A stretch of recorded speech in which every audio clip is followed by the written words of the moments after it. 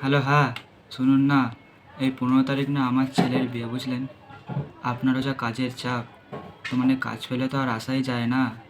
ঠিক আছে, তো জাস্ট বলার হয়ে বললাম, ওরম কোনো ব্যাপার নয় যে আপনাকে আসতেই হবে।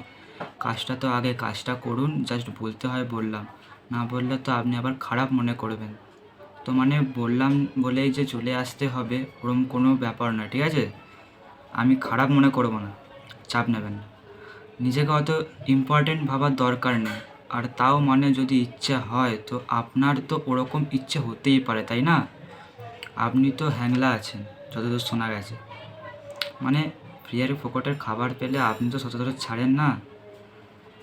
তা একাই আসবেন, বুঝলেন? ফ্যামিলির বাকি রাক্ষসদের আনার দরকার নেই। না না, মানে কি বলুন তো ব্যাপারটা, মানে আপনারা যেভাবে খাবার দেখলে যে খাবারের ওপর ঝাঁপিয়ে পড়েন, ওটাই হচ্ছে ভয়।